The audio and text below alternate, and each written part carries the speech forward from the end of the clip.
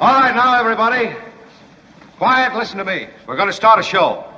Now, some of you people have been with me before. You know it's going to be a tough grind, but we're going to have a show.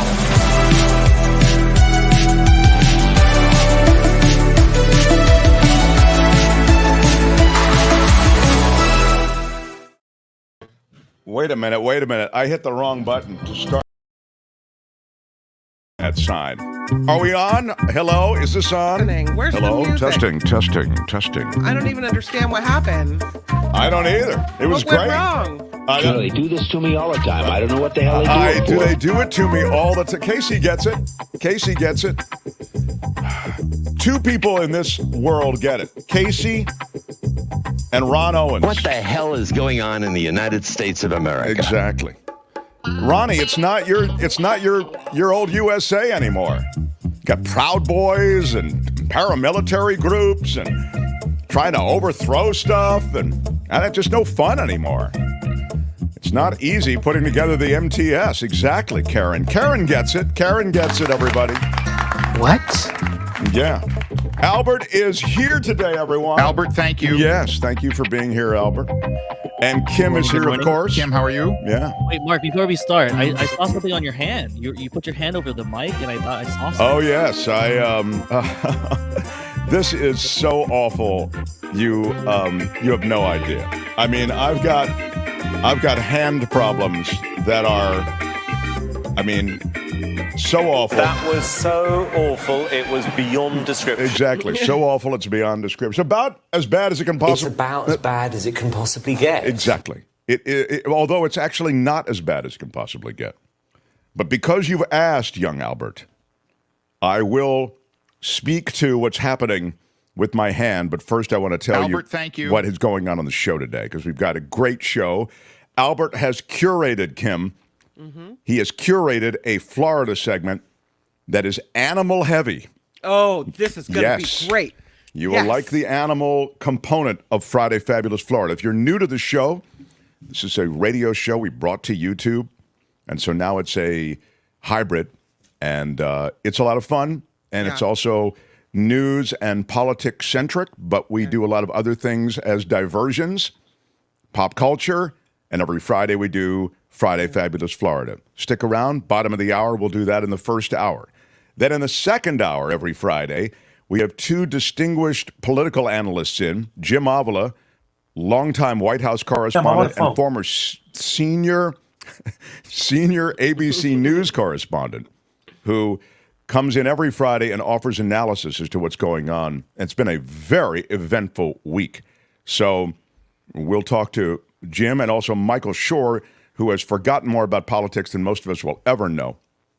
And he has covered Trump rallies. He's covered elections, both here in this country and in Central America. And he's a real election specialist, I think, on some level. But he's also very much aware of kind of the body politic, what's going on. So both those guys come in the second hour. And then bottom of the second hour, Michael Snyder, the culture blaster, will do movies. So that's where we are on the agenda for today. In addition to all the stuff I'm going to talk about, the new COVID variant, we're going to get Proud Boys stuff again. There's Trump. There's a lot. There's never been anything like this. Mark Thompson. There's never been anything like it. And Albert, now to your question, I didn't mean to, and I do have also want to take on a listener who had an issue with something I said yesterday. And, of course, I'm 100% right. I don't but, know who would take issue with anything you say, Mark Thompson. I mean, thank you, Kim. And we need a little more of that around here, because Do you know who I am? I'm kind of a big deal. I don't want to fly the flag all the time, but it's just true. I say these things, and then people go, Mark, you don't know what you're talking about. Really? Okay, I'll review it, and of course, I'm 100% correct. Anyway, now let me get to this. I'm already agitated now. So is this the way a disagreement with Courtney works out at your house? You're always the one that's right? Because that's infuriating. Well, just saying. You have to, in relationships, they say, you have to, even if you're right, you have to let the other side win once in a while, right? Uh-huh. You can't go to war over everything. Am I right about that? Isn't that kind of what they say in relationship? You're the one who's married with kids. I mean, you're the more of an expert than I am. Well, I'm just saying, but you can't always be right 100% of the time. Well, you can't be right 100% of the time. I mean, again, I can be. No. Please. No. Yeah. It's a. Oh, well. All right. Look, I don't want to. This is a. No. Right, I just gave you that as a gift. So there is something that pick your battles. Randy gets it. Randy, who battles over everything, gets it.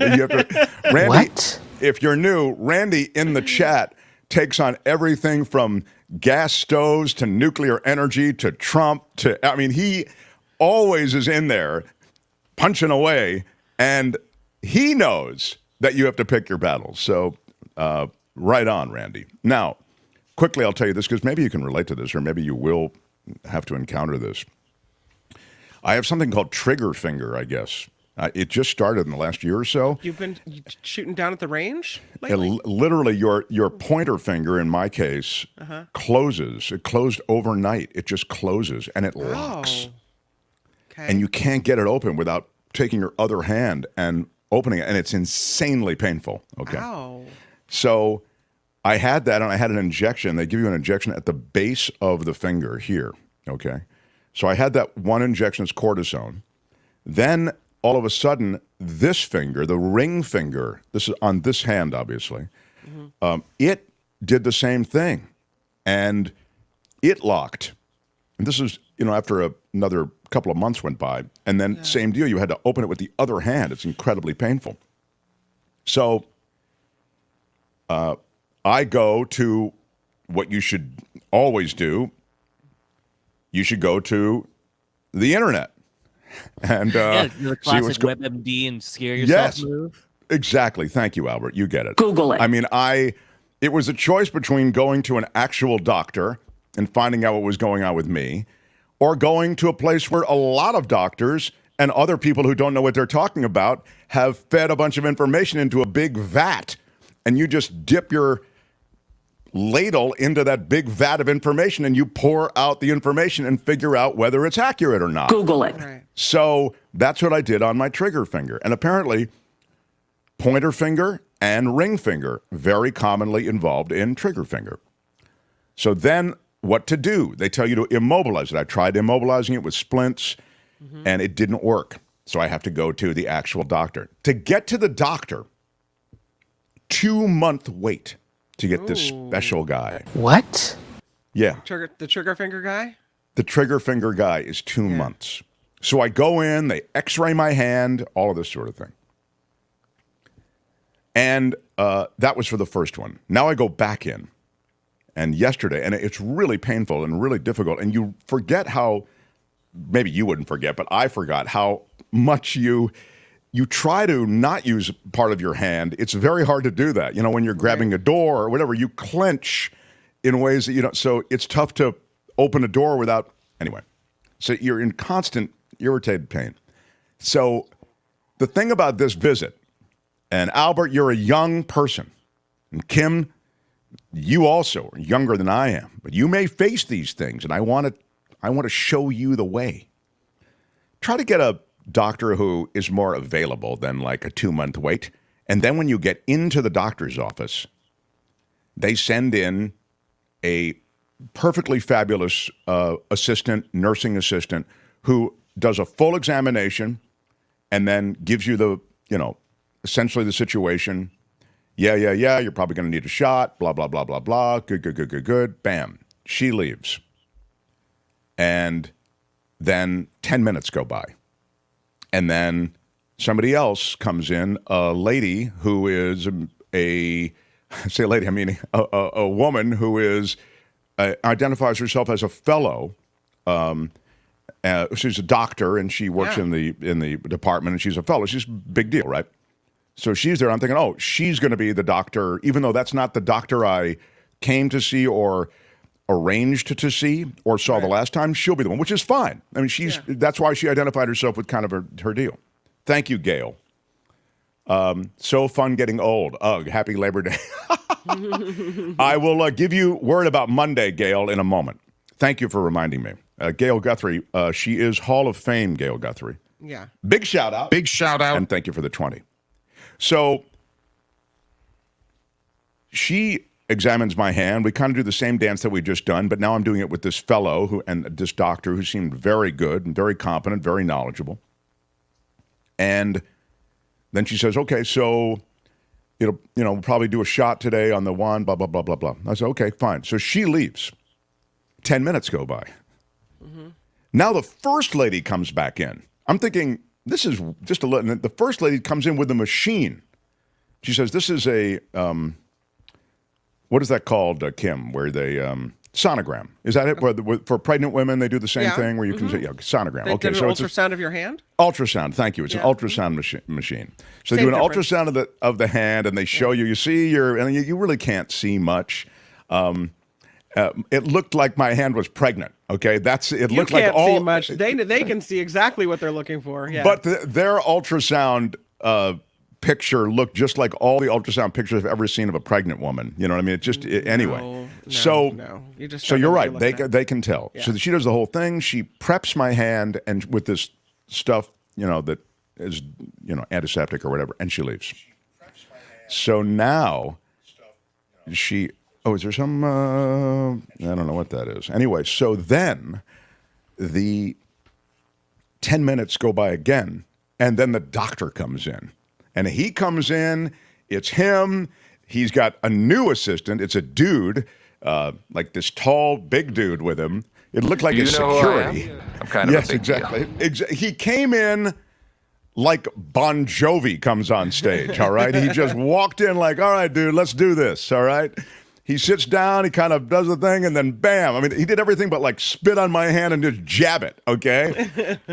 And, he made some small talk with me about it and blah, blah. He said, give it a month, let's see how it does, and boom, see you on your way. The bailiff has some stuff for you to sign on your way out. It was crazy. And I say to the lingering person there, I said, wow, the guy's like Mariah Carey. He doesn't come on, for like 90 minutes. The audience is clapping and yelling. Then he comes on, nails a couple of hits, and he gets out. And he said, yeah, the doctor is very busy. So it was pretty wild, but that's what this is. And I guess I've got a month to figure out whether it's working. They say it takes a month for the medicine to work. Gosh, Judy, a month with that splint and your espresso, that must be a very difficult task for you.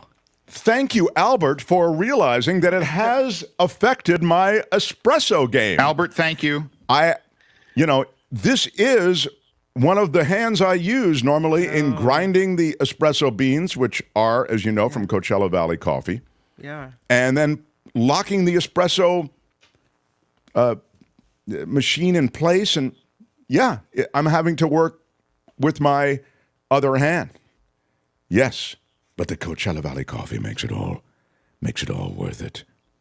Since you brought it up, I would just like to mention that you do get a 10% discount at Coachella Valley Coffee by entering Mark T. Yes, Mark T at checkout. 10% on anything from the site. There you go. Now, I do have a major announcement, and it does affect everybody, so I'd like to ask you, Albert, if you could let people know there's a major announcement. A major announcement from the Mark Thompson Show. A major announcement.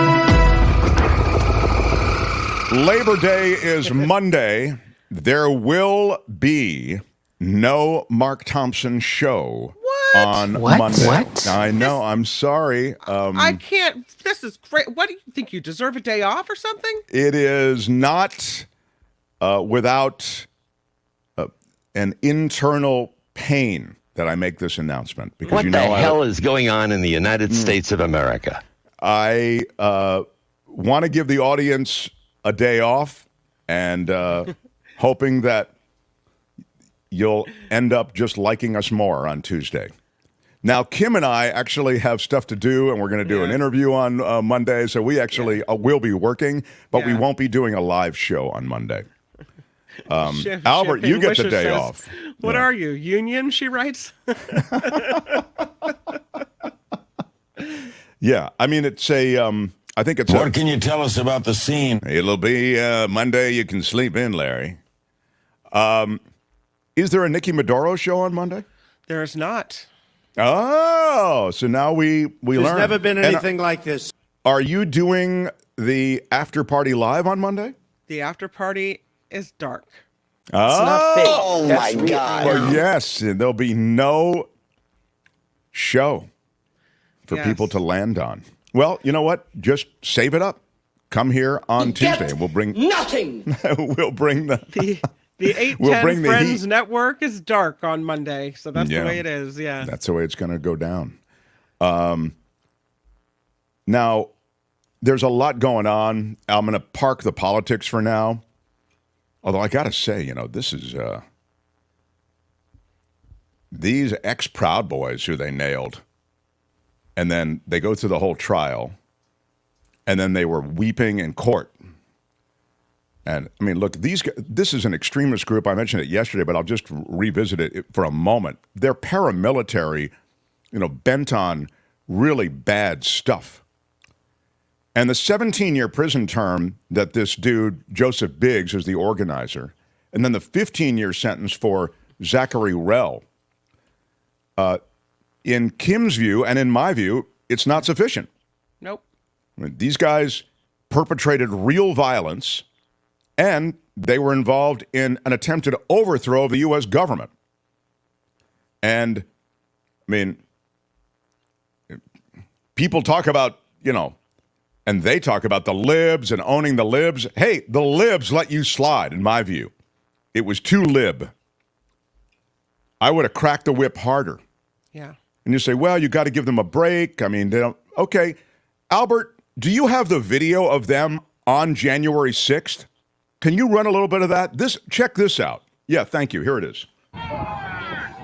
So we just stormed the Capitol, took the place back.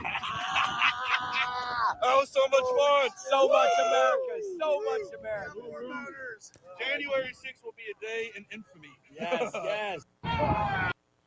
Yeah, so there it is. Not for the reason you think, pal. Enjoy your 17 years in jail. They had recommended federal prosecutors had 33-year prison sentences. One for the Biggs, anyway, was recommended, I know, for 33 years. I think the other was 30. But they broke through police lines. They forced lawmakers to flee. They disrupted the joint session of Congress that was certifying the election. And you can get caught up in the narrative now, and we do have short memories on this, but that's why I like that we ran that, because this is a good check moment. Check your BS and check what you do. And there are calls for violence now that are insanely disturbing.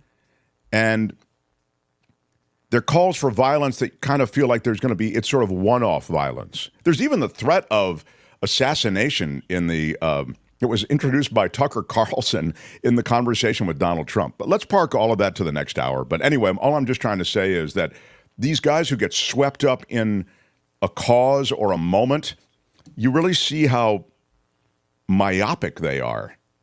And now you hear about his child. I drive my kid to school every day. Do you? You missed a day driving the kid to school that day. I get the frat boy club element of stuff. I really do. But this is beyond the pale. So I say good riddance. Rot in prison. The Mark Thompson Show. Now, there is a new COVID variant, everybody. There is a new COVID variant. You do not know what you are talking about. Don't take my word for it. Take the word of the World Health Organization and those involved in diagnosing the new variant. There's a lot to know. Let's learn a little something about the new COVID variant and its possible symptoms, shall we? Yeah. It's not easy. All right. It is pretty crazy. They're calling it BA286, everybody. Yes. It's just like the last variant, but it's a little more transmissible. Yeah. Officials across the globe are watching it, and indeed, it has an extra spike protein, everyone. Yeah. What? The extra spike protein makes it a little more evasive to vaccines. What? A special look at the mutations actually suggests that the virus is able to both evade the immune system and evade the existing vaccines. But virologists say that it is too early to reliably pinpoint if it has new specific symptoms. So there is that. So look for runny nose and sneezing, fatigue, a headache, all your favorites, sore throat, fever, persistent cough. And how can it be treated? The same way you treat the old variants. Paxlovid and bed rest. Yeah. Stay in touch with your public health officials, and more information is on the way as the variant becomes more visible and common. There are 5. How dare you run that over me? There are 5 states. There are 5 states that are reporting seeing the variant already. California is not one of them, by the way. No. We're here in California, for those of you who are looking in from elsewhere. But it's a... But do you win a new car if you get the variant, Mark? You ought to win a new car! A new car! Yeah. There's never been anything like this. I forgot about that Bob Barker thing. That brings me back down. I was just starting to feel up, you know. Things are popping. There's a new variant. The Proud Boys get sentenced. It's kind of feeling like one of those things, more indictments for Donald Trump. One of those. And then I just remembered that Bob Barker died. I don't know. Just took me back down. I did everything right, and they indicted me. Okay, thank you. Calvin reminds us there is a new booster coming in September if you want it. There is a new booster coming in September. Let's learn a little something about the booster. This booster was put together by some of America's finest pharmacological minds. There's no telling whether it's actually going to help you with the new variant. But a lot of people feel better with a new booster. And if you're one of those people, live it up. And maybe you win a new car. A new car! All right. It's our big Friday show, everyone. And I do have news of Joe Montana. Did you see it, Albert? I put it in there for you, Albert. He's a classic 49er. You're a big 49ers fan. He's the original undersized 49ers quarterback. That's right. Before there was Brock Purdy, Albert, there was Joe effing Montana. And he was named the best quarterback of all time. Yeah. Wow. Speaking with Men's Health, Montana's boldly stated that ex-Dolphins standout Dan Marino was the best to ever play the quarterback position. But Montana was the one named by Sports Illustrated. Isn't that nice? He's so humble. He's so humble, and he does bring the handsome, too, Albert. He's not quite Jimmy Garoppolo level, but... Feels great, baby. Yeah, he's close. Yeah. He got a different kind of look. It does look better when he's holding up the Lombardi trophies as well. Yeah, yes. Quite a few of those. That's true. He is he's a Super Bowl winner multiple times over. Marino never did quite make it. I mean, that's not, I think, owing to Marino, but nonetheless, it's not incidental. It is important. But and then lastly, before I get, and again, I've parked politics and a bunch of other stuff, I do want to handle this situation from yesterday. You know, I try to give you accurate information. When I don't have information, I try to refer you to places that you can get the information. So yesterday we were having a conversation about crude oil and about drilling.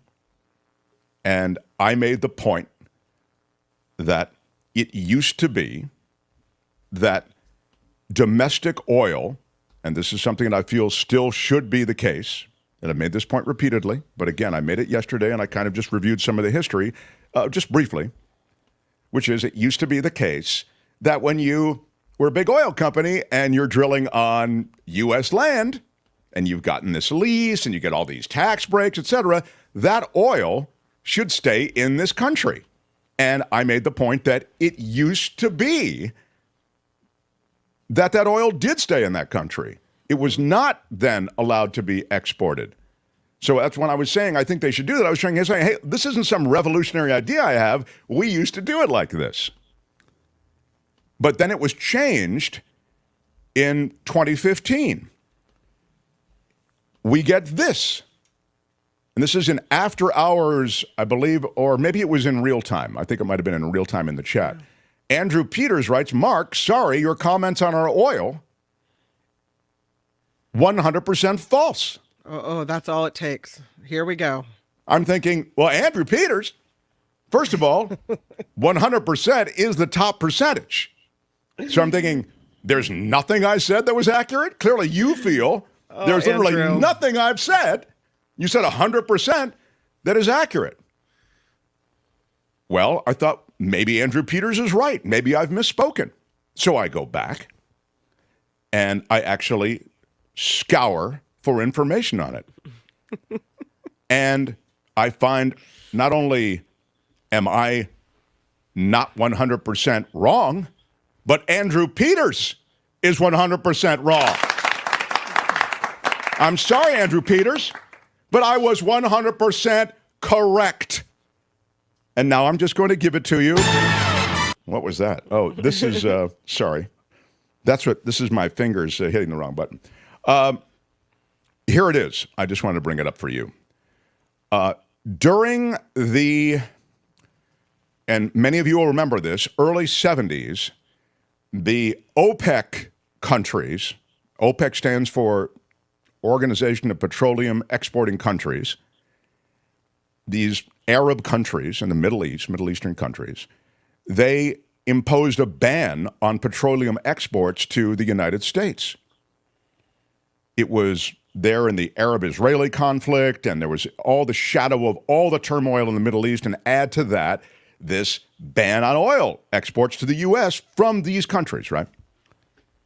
And it had a huge effect. There were long lines at really long lines. I mean, imagine like a mile waiting for gasoline. It was crazy. And so at that time, there was a policy put in place along the lines of what I've just mentioned, which is, guys, all of you oil companies, if you drill for oil here, it's going to stay here. No more exporting oil to the world market if it came from the U.S. That stayed in place for decades. And then in 2015, it was rolled back because the oil companies never liked it. They can sell it for way more on the spot market, on the world market.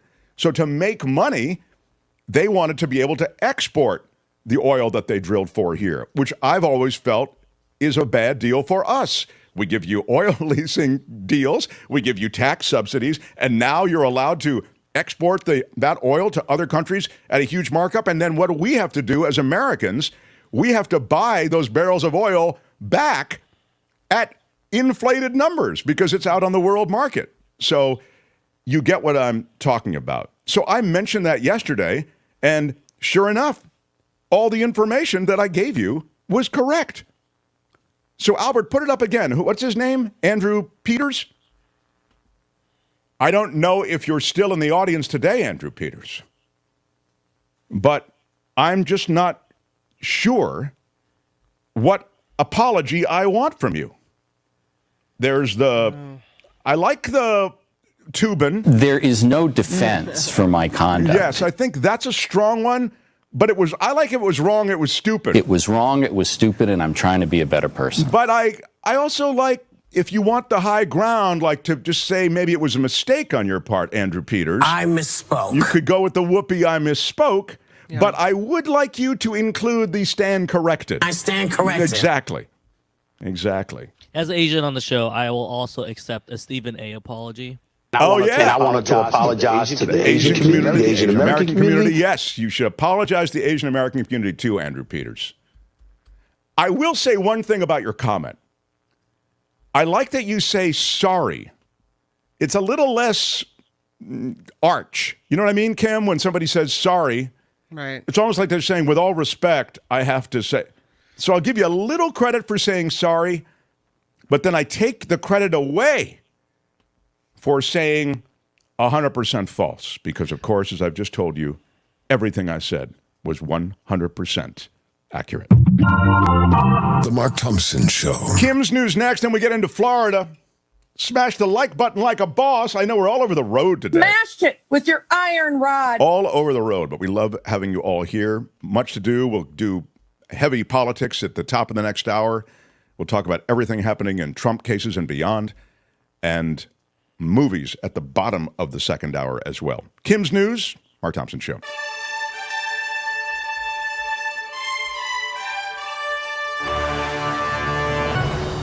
On the Mark Thompson Show, I'm Kim McAllister. Let's start with former President Donald Trump, who is now denying allegations that he significantly inflated his net worth. What? Former president, in a post on Truth Social, said he was being defamed by New York Attorney General Letitia James, and he said her claims are false. James accused Trump of inflating his worth by $2.2 billion in court documents. Well, $2.2 billion was just for one of the years that the documents were submitted on his finances. The claim part of the state's business fraud lawsuit against Trump and the Trump Organization. Letitia James saying in this case, we don't need a trial to show that he lied about his net worth because it's right here on the documents. We can see it. Don't talk to me that way. Well, Wow. I'm just saying. That's pretty rough. They're not boneheads. This is what happens when you lie. I wonder if he took that flag that he's hugging right there in the picture. Those of you who are listening don't see it, but we have a picture of him hugging the flag. I wonder if he took that with him when he left, along with the documents. I love it. I want to keep it. I will put it next to my golf shirts and my old shoes. Yes. No one's going to stop you for taking a flag, I don't think. Yeah. Respect it as much as you do the documents, I see. Oh, how dare you speak to my ex-president that way? Don't talk to me that way. I'm sorry. No, not sorry. Sorry, not sorry. The TSA is telling air travelers to arrive at airports early over the Labor Day weekend if you're taking a little trip. 3 million people are expected to pass through the airport security checkpoints today. What? 14 million altogether are projected between now and Wednesday. That's a lot of people. The TSA is urging travelers check its "What Can I Bring Online" tool so that you don't get your stuff taken at the door. extremely well. Yeah, I'm sure it's going to be a fun time at TSA. Let's follow the rules. President Biden plans to visit Florida tomorrow to survey the damage caused by Hurricane Idalya. Early estimates say Idalya caused from $12 to $20 billion in damage. The storm that made landfall as a Category 3 hurricane is now a post-tropical cyclone moving out into the Atlantic Ocean. The number of people, speaking of disasters, missing from the Maui wildfire is expected to drop dramatically from 1,000 plus that had initially been reported. Hawaii Governor Josh Green saying yesterday the death toll is still at 115, but the number of missing should be down to double digits. Green also said a big update is coming sometime today. Attorneys for quadruple murder suspect Brian Kohberger do not want cameras in the courtroom. Kohberger is accused of stabbing 4 University of Idaho students to death last fall as they slept. A judge is expected to make a ruling on whether there will be cameras in the courtroom today. And I will say the judge did rule yesterday that in the Trump case in Georgia, it will be streamed. There will be cameras in the courtroom, and it will be streamed onto YouTube. So, welcome. We'll all be able to see. I did everything right, and they indicted me. There's never been anything like this. All right. It's exciting. goodness. Exciting. I don't know. A police report is being filed against rapper 50 Cent after he allegedly threw a microphone into the crowd at his Los Angeles concert. TMZ reports an LA radio host filed the report after she got hit in the head and suffered a laceration on Wednesday night. It appears the rapper was frustrated after being handed several mics that didn't work before he just chucked one of them.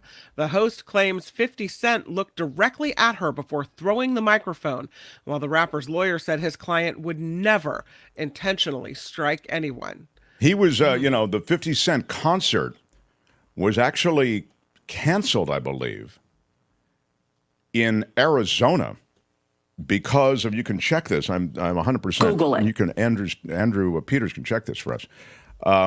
This is a concert that was canceled because of, anybody? Arizona? Heat.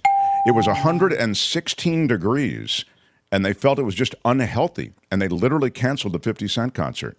And then he comes back to LA to throw mics into the crowd. And if you do want to make a Google search, he probably has the worst opening first pitch in baseball history, where he threw the ball not even remotely close. So he should probably use that for his argument against the microphone tossing. That's great. I love that. Lastly, a story about Mr. Kevin Hart. Here he is. Yeah, there you go. Kevin Hart, according to a story here, says he is temporarily in a wheelchair after trying to race a former NFL running back. That doesn't sound like a wise choice. Yeah, the comedian posted a video on Instagram Wednesday telling his 178 million followers he must be the dumbest man alive after recently challenging former Patriots running back Stephen Ridley to a 40-yard dash. The 44-year-old Hart says he tore his lower abdomen and his hip muscles trying to beat the NFL star. He then warned all my men and women out there that are 40 years old and above, respect that age. I used to play cards with him literally maybe 3 nights a week. He's the funniest guy in any room, no matter. You could put a room full of comics. Kevin Hart is still absolutely hilarious. So that's my big name drop. But then he got so popular. He got so rich, honestly. Right. He kept moving up in terms of stakes. I couldn't possibly run with him. But it's always fun to hear what he's up to. He's just such an inventive and funny guy. Apparently, he really wanted to win that race. I mean, he pulled every muscle that he could trying to, compete, but just couldn't keep up with it. So. Did you see the little piece of Kevin Hart? And then we'll get to Florida and John Daly waiting. But Kevin Hart was with the guys on the podcast. I forget. It's what's his name? Who was in Ozark? Jason Bateman. Jason Bateman. Thank you, Bateman, and it's thank you. Will Arnett, Bateman, and also Sean Hayes. Anyway, Bateman says, "Hey, I saw you on Shark Tank. Were you trying to get money for some new company that you're starting?" And Kevin Hart goes, "Me trying to get money? I'm Kevin effing Hart, okay? All right? Mother effer, I was a shark. I wasn't trying to get money for something. If I want money, I can call Mark Cuban personally. I don't need to go on Mother effing Shark Tank." It was a great moment. Absolutely terrific. So anyway, that's all right. This report is crowd-funded by you. Yeah, it is. That means we rely on you. Please check us out at themarkthompsonshow.com. Themarkthompsonshow.com is where you'll find the Patreon and the PayPal links, also the podcast links and the merch link. It's all right there for you. Themarkthompsonshow.com. I'm Kim McAllister on The Mark Thompson Show. The Mark Thompson Show. It was great. I loved it. How would you handle this? We could try ignoring it, sir. Morning. You cannot say you love your country. Where are my weed smokers at? Stay at home and get baked. Yes. This is our big Friday show. On Fridays, we invite a guy to come into the mix who very much is a part of our family on The Mark Thompson Show. He is the great John Daly. Yeah. Fabulous producer, John Daly. Mm-hmm. John, how's the After Party Live going? I think he's muted right now. Oh, you're muted, my friend. Unmute. Hopefully you unmute for the after party live. Yeah. Still But muted. John and weird. Kim, That there we go. usually doesn't happen. Yeah. Can you hear me? Yeah. Yes, we hear you now. Oh, that's so weird. Yeah. Anyway, I pulled a Kim McAllister. Sorry. What? Kim. Yeah, it's like a very Fabulous We're so producer, John comfortable Daly. now that I can take digs and it doesn't feel like I'm. No, I like causing it. Somebody any else taking digs at Kim. Thank you. We're celebrating 1 month of the after party, so that's cool. Yeah, you are. Good for and you. You know how we're celebrating? By being Taking Monday off. demonetized by YouTube. Yeah. Did you get demonetized? Yeah, we did. Yeah. There's a problem with our tax document, so you know what that means? 32 days of no monetization. Oh my God, this brings me back, man. It actually just makes my blood run cold. Well, imagine my feeling when I saw it, because I was being very careful. Very, very careful. Yeah, because John lived our nightmare with this show, because we had that thing happen. I got a little too cocky, Mark. Yeah. Anyway, I'm glad you are doing it. You will survive it, and then it's nothing but blue skies and sunshine after that. You just make an offering to the AI gods. We'll be fine. It's so crazy, but it is what it is, as they say. But they only say that when it's really crappy, right? Right. Nobody says it is what it is when it's a real good thing, right? Yeah. Sorry, your dog died. No one says it is what it is when somebody's dog dies, John. Fabulous producer, John You don't know Daly. the same people I know. On Fridays, we like to feature a segment completely curated by the hot young producer, who is Albert, of course. Albert, thank you. Do you not say fresh-faced anymore? His face I don't is still say fresh, fresh-faced. I used to It's call him still fresh-faced fresh. producer Albert. It's still fresh. I think I still could. When you take that away, I like the it seems nickname, kind the of commissioner. sad. I like the commissioner. Started calling him the Is commissioner. Albert an elder millennial? Because that's a category. Albert, are you an elder millennial? I'm 32. I'm like in the meat of it. You're in the middle. You're like a middle-aged millennial. Yeah. I got to tell you something, Albert. 32 may be the very best age you can be. I think 32 is the I think it's the 31's a little juiciest better. sweet spot. 31 is better, you Yeah, think? a little better. Well, you know what? Wait Your a minute. knees Let me don't think. ache at 31. Yeah, you're right. 31 might be a little bit better, Albert. Sorry. Yeah. Wait. 30, I think, is Yeah, probably 30 is even the sweet better. spot. All right. So we take a meeting. 32, sorry, Albert. No, 31. No, 30 is strong. Jesus made it to 33, so you have one good year yet left, right?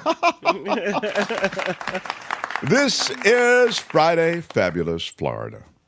It's time for Friday Fabulous Florida. There is a gigantic alligator in my kitchen. A look at the weirdest stories from our weirdest state. It is with great regret, my friends, that I must inform you of an arrest in Florida. That's right. I know it's off-brand for them. An irate Florida customer has been arrested. This customer, so irate, they threw a lollipop at the manager of the Family Dollar store. Wow. So, yes. An irate Florida man is now dealing with the law. He tossed a lollipop at a Family Dollar manager during a heated argument. Isn't a lollipop chucking something you just ignore? Unless Well, it it hits you in depends the on the eyeball or lollipop. Are we something. talking like a little dum-dum or like the Or Rod like of a- Equity and Mercy size? You have a lot of lollipop questions, and I appreciate He's like that. a model inmate. I'm sure the jury will ask these same questions. Do you mean You the think he had a lollipop guild? stylist? The You think this guy had a Lollipop Guild stylist jury. when he got Exactly. his photo taken? Hair and makeup? I got to say, kind of cute. Yeah, I mean, good-looking now fella, yeah. guy's kind of cute. I mean, Dalton Reed is his name. He's got kind of a bad boyish look there. It is a booking photo. Except for the lollipop. He does have, if you're listening, that's why I'm describing him, sort of a thinner face than Robert Redford, but he's got the same hair as Robert Redford, kind of that blondish hair, dirty blonde, I guess you'd call it. Anyway, he was arrested and charged with simple battery, a misdemeanor. The confrontation happened in Clearwater, Florida, home of Scientology, everybody. He was waiting online to be checked out at the dollar store, and he got into an argument with the manager. That boiled over, and he threw the lollipop at the manager. The manager was hit by the lollipop where? The eyeball. In his chest. I mean, is there, my God, the humanity. I'd like to see video of this. Well, this may surprise you. I'd be willing to bet my lunch that there's alcohol involved. No, you're close. It's drug paraphernalia. So, there's that. All right. He was arrested. And it was a misdemeanor, by the way. A hole-in-one prize winner sues after she was denied the keys to a new Mercedes-Benz. This is one of those things, like if you get the hole-in-one, they got the car parked there on the golf course, you know? This isn't the first time this has happened. They don't expect people to win. And then when you win, they're like, what? We can't give you the car. Right. You get nothing. No, yeah, you could win this. You could win the Yeah, right. But you're not going to get it. Please anyone who recorded a hole-in-one at a golf tournament in Central Florida was to win this new Mercedes-Benz. But the tournament was rigged, according to the lawsuit, so that no one could win. Let's read on. The prize winner, Linda Chen of Orange County, never got the keys or the title to the car after she hit the hole-in-one. I mean, there was all that excitement and photo op and blah, blah, blah, blah, blah, but they never followed through to give her the car. Wait, it was rigged and it was in Florida? You know who discovered this. Oh, my God. You know who was onto this. Are you saying, John, that do you think it went all the way up to the top? I think it did. The event on the golf course, too. Mar-a-Lago. This all happened during a tournament. Yeah. There has been... well, there is evidence of, There's never been anything like this. She filed her lawsuit, did Chen, against the organizer. That was a fundraiser, as I say, called Fins on the Fairway. And she gets the hole-in-one. And when she went to claim her prize, she was told that the guy who was the organizer wouldn't discuss it with her. Instead, he's accused of saying, you're never going to be able to claim the prize vehicle, and walked off. In court testimony, back and forth paperwork, he said he didn't deny Chen's claim to her prize. Rather, the prize indemnifier, Ace Hole-in-One, did. Oh. So everybody's pointing, it wasn't me, it was the other, Attorneys representing Mercedes-Benz of South Orlando declined a request for comment. And so it grinds on. They have Chen to give is her that suing. car. Yeah, she's going to court. She's getting that car. Well, she's getting that car and she's getting damages, probably. Yeah, she wants the... By the way, that is the home course where this all took place of Tiger Woods. Oh. So, I mean, it's in the shadow of... What? Yeah, I know. It's a distinguished kind of pedigree. It's, the shadow of greatness. A Florida man rowing an inflatable duck is seen interrupting this CNN report. We show it to you now during the Hurricane Idalya. So, we're going to step away from this, the seriousness of this storm for just 1 second. You've got to bear with me because this is something you don't see every day. Guys, what are you doing? Literally, we are... There's never been anything like this. Rush hour traffic on Bayshore Boulevard in Tampa. These guys are kayaking down this major thoroughfare, Tampa over my shoulder here. I mean, look at that. I don't want to minimize the serious nature of this storm, but this is what people are dealing with in Tampa as we speak. Yeah. Yes, well, they're dealing with an inflatable duck as they row down the street. It's pretty wild. Yeah. It was funny. Meantime, on the other side of Florida, a beachgoer was sitting on the beach in her hospital gown. So right away, there's a little something funky going on. You haven't done that before? I really haven't had It's nice and breezy in the back, where you get tied up in the back. Yeah, but then you got to sit on the sand, and your rear end is getting the sand in the places where you don't want the sand. Maybe just call for the nurse. What he's got going here is a situation. There is a situation, a posterior situation. Yes. Officials say that this lovely gal was sitting on the beach in her hospital gown when she spotted an ambulance, and the people who are the paramedics, et cetera, driving the ambulance and handling the ambulance, they were inside dropping off a patient. She jumps in and steals the ambulance. Oh, yeah? Another ambulance theft. Yeah. There's never been anything like it. There's never been anything like this. No, there has. Yeah. Well, I mean, I thought you were going to say that she drove off with a new ambulance. I mean, in a sense, she did. Right. Do you think the medics were like, please take a number? Come on. We're dealing with somebody else right now. It's wild how they do leave. We've seen this before, how they do leave the engine running or the keys in. It's an odd thing that, Well, they're busy people. Well, I mean, to be fair, they are right. They are dealing with people who need, They're urgent like, I gotta care. go. I have a thing. Someone's dying. Of course, she was apprehended because the GPS on the ambulance gave away where she was, and they never think it through. She was taken into custody. Meantime, let's get into the animal stories. A hammerhead shark follows a woman on a stand-up paddleboard, making for a tense moment. There is a recent study saying that great white sharks are near California surfers 97% of the time, even though they don't realize it. Yep. But this is a hammerhead shark in Florida that's attracting a lot of attention. And here it is. We've got the video for you now. Well, yeah, come to the side. You're doing good. Yes. I don't want to say anything to alert her or to panic her. Hard to tell. Keep coming. Keep coming. Maybe time to jump off, please. Sit down. Yep. Yeah, get her on. Dave. This is why he should not. Dave. Right here. It was only for a short stay there. amount. Yeah, in the beginning. You're doing here. good. Yeah, Yes. You can sit pretty behind. You do see the fin.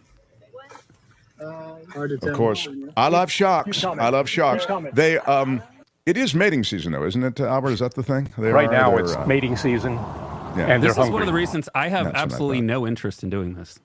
Yeah. Stand-up paddleboarding looks really fun. Yeah, until you're dead. Yeah. Maybe like in the canal, but maybe not in Florida. Yeah, maybe Probably. next to the paddle in the boats. canal, you're looking at gators in Florida. Oh yeah, true. Yeah, so be careful. They don't want to eat people. That we don't taste good to them. Well, it's not that they want. Yeah, it's not the eating; it's the rejection. Kim is right. Mistake us it's for the the tasting wrong thing. that's a problem. Yeah, Right. it's like the sample at Costco. And they throw you back. Wish I hadn't eaten that. Yeah. Meantime, hunters catch a 920-pound gator in an Orlando lake. A Central Florida hunting guide said that he and his team caught what could be the second heaviest alligator ever caught in the state.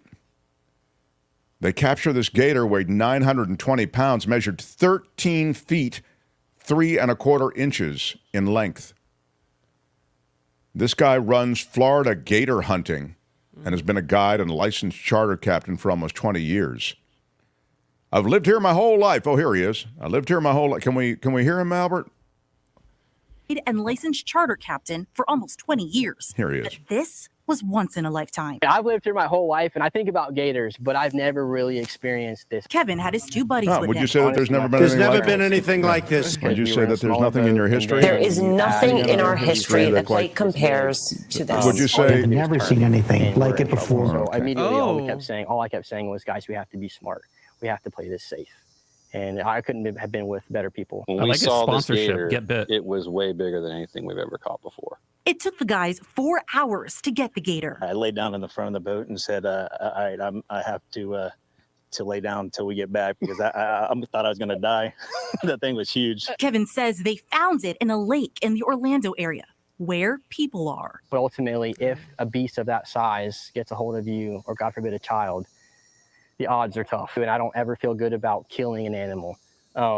But with that being said, I respect the harvest. These tags are allocated to balance the population. That's what they do. I feel always weird about that. Happen elsewhere.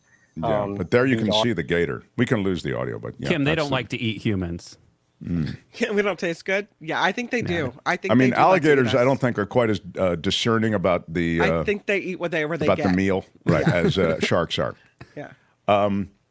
Meantime. That is a big ass gator. I'm going to tell you. There have been a lot of big gators around the country. That is a drop, Trevor. That is a drop.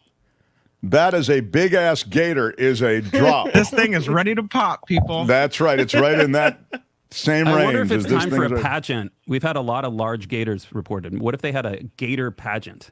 No, that's a great idea. Yeah. Sadly, they before they kill off them. Yeah, exactly. Yeah. This is there are two sandhill cranes in this video that are actually helping a young alligator cross a Florida road. Look at this. This is the gator. You'd think they would run, but they actually lead the way for this little gator. Yeah, it's a cute little guy. Look at that gator. Yeah. To cross the road. It's a little tiny gator, very cute. They kind of look like Secret Service birds. They do. They are like your entourage. Yeah. But look how they're protecting the little gator. I don't know. I think that's very cute. Well, the gator might be an influencer. That's in Hernando Beach, Florida. A manatee was spotted eating grass after the Idalya floods. That brought out a lot of wildlife, the floods. And the manatee was spotted. I think we have video of it. Don't we, Albert, or not? Albert's balancing a lot of video. Here it is. After Hurricane Idalya tore through Florida early Wednesday, this is in Port Charlotte, a manatee eating the grass on someone's property that had been flooded by the storm. So it brought that manatee on shore, in effect, because the water was everywhere. Wow. Those manatees are really sensitive. You know, they can only eat certain things. And they have any interaction with people, it essentially kills them. It's kind of wild. They have like an allergy, like a gluten allergy. They have they're very fragile. Just the way Kim is. What? Santa Rosa, I think. This thing is ready to pop, people. Santa Rosa County Sheriff deputies arrested a man on Sunday morning. This just happened this week. He threatened them, and he threatened others with a crowbar. Wow. The man was identified as Anthony Brad Moreno. I'd be willing to bet my lunch that there's alcohol involved. There may be something going on. Yeah. Oh, and Anthony Brad. Yeah. But he did. Meth. Wow, that's What's wrong with his hair? Is that like aluminum foil, or what is that, Albert, in his head? It looks like paint. Oh, paint. On the ears, on paint, the fine shorts. Yeah, it could be excess cocaine. Excess cocaine, yeah. It could be. As it turns out, it's white paint. I'm just looking. Deputies say that he was wearing white paint. He says that he is Joker, and that's why he's wearing the white paint. Okay. Wouldn't Joker be green? Yeah. Well, I mean, you got to start somewhere that is like maybe a base color is the white, and then you put the green in after, and they got him during the process. Yeah. Friends, with that, we must pick a favorite, and I'd like to quickly review what we have heard about today, and in some cases seen today. The Florida customer online waiting at the Family Dollar store gets angry at the manager and throws a lollipop at him. Cops were called, and now he's in custody. The hole-in-one prize winner suing after she got the hole-in-one but didn't get the Mercedes-Benz promised her when she hit the hole-in-one. A new car! Yeah, she didn't get the new car. The Florida man who was rowing an inflatable duck behind the CNN live report. Very strong. Yeah, okay. All right. The Florida woman in the hospital gown, there on the beach, steals the ambulance. The hammerhead shark following the woman on the stand-up paddleboard in Florida waters. The hunters catching the 920-pound, what they called him a beast. I feel kind of bad for the gator, of course, but the gator was apprehended in an Orlando area lake. Took 4 hours to bring the gator in. And the cranes helping the alligators cross the road. That video was quite moving. It was sweet, almost Disney-esque, I thought. The manatee spotted eating grass after the Idalya floods affected so many places that a lawn was flooded, and the manatee was actually able to make its way onto the lawn and to eat. And finally, the Florida man in custody after threatening people with a crowbar. His booking picture shows he had a coat of white paint on his head, and he claimed he was the Joker. We don't want to pick a favorite. We love all of our children equally, but the bylaws of this show require that we pick a favorite. And so I ask you for your favorite, please. Fabulous producer, John Daly. Fabulous producer, John Daly. I agree with Karen. There are too many ambulance stories coming out of Florida. I feel like that's so overdone. So I have to go with Gator Private Security. Gator Private Security. You like the... I'm with Debbie. You like the gator walking across the road. Yeah. Very important. He's a VIP. In being guarded by the two birds. Yeah. The cranes. Yeah. I've never seen anything like that before. You never. I mean, I think that's a fair... There's never been anything like this. Never been anything like it. Kim, I ask you, what's your favorite, please? Kim, how are you? You know, I feel like I love the crane little baby gator, but that big gator, that gigantor, it was pretty cool. But still, pretty cool until he was killed. I put myself in the position of doing a stand-up broadcast and having the duck row by behind me.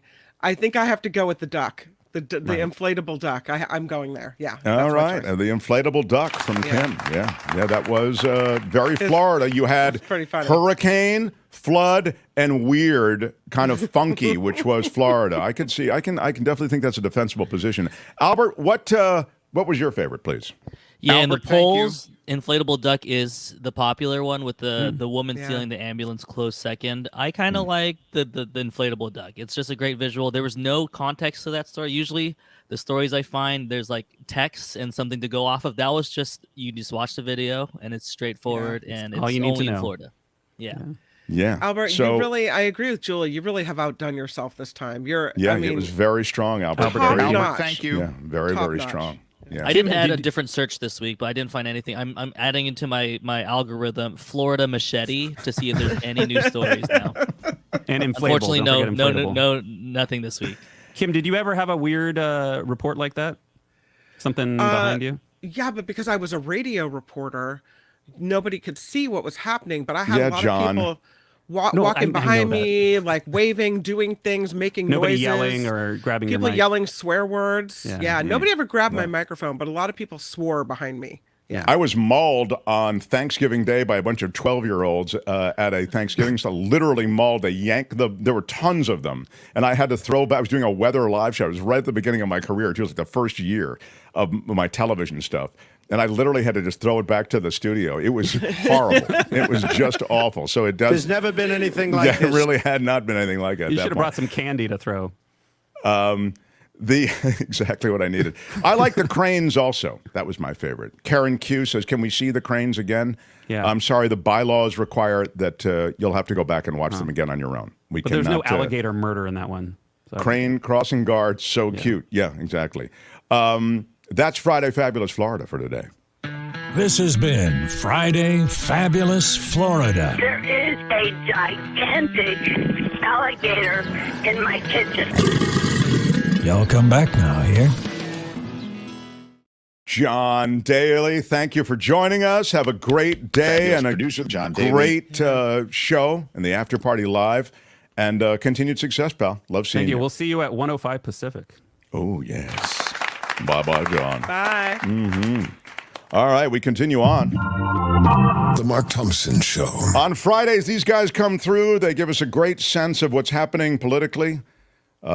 This guy has forgotten more about politics than most of us will ever know, from COVID wards to Central American elections. He's done it all and covers the country for TYT and beyond. How about it from Michael Shure, everybody? Michael Shure. And he's the former senior correspondent at ABC News, longtime White House correspondent, Jim Avila, everybody. Guys, a lot going on. Why am I hearing myself back, Albert? Michael, how much would you pay to have deceived 12-year-olds beat up Mark Thompson? I was thinking how that can be arranged again. Yeah. Albert, why was there an echo? I think there might be some audio with Jim. Come on. It's always Jim, huh? Yeah, somebody needs to turn down their speaker. All right. Just turn the speaker down. Then how do I hear you? Yeah. What does he do? But that didn't matter. That didn't matter. I haven't turned it down yet. Actually, you know what he it hasn't sounds turned it like down yet. is that somebody might have YouTube running in the background, perhaps. Yeah, that happens YouTube running in the sometimes. background. Well, Yeah. these are problems. All right. Well, it was great being with you guys today. Hi, Michael Shure. Yeah. How's it going? Try again. How you doing, Jim? Now we still hear it. All right. I'm leaving. Reconnect. All right. Yeah, reconnecting. Michael, let's get into it. He can jump on board. I want to ask you about this decision, which is not surprising, I guess, in a Georgia court to televise the Trump trial. Can you speak to that and also the events of the week? You can pick up anywhere you want. The Trump thing is just fascinating how it's morphed into so many different issues. It may be tough to even unpack them all in our time, but first the TV thing. To all these issues. Look, I mean, televising in court has its pluses and minuses. The transparency is great. Being able to see and have other people hear what the accusations are against the president. It didn't matter in the January 6th committee hearings. And I don't think it's, I think often it's done for the transparency and perhaps swaying people who might be partisan in one way or the other to the convicted or to the accuser. I just feel like it will add to the circus-like atmosphere that already exists. I didn't need to see it. I mean, as a reporter, I love seeing it, being able to access it and being able to understand it better. But I don't know that it does a great service having these trials be public, because I don't know that anybody in the general public has to be swayed. This one is more about the jury than anything that we remember, because public opinion's already been cast. Is there an aspect of theater about this that bothers you? Yeah, it does. That's basically what I'm saying. I'd rather have them turn the cameras off, which is the least reporter-like thing to say.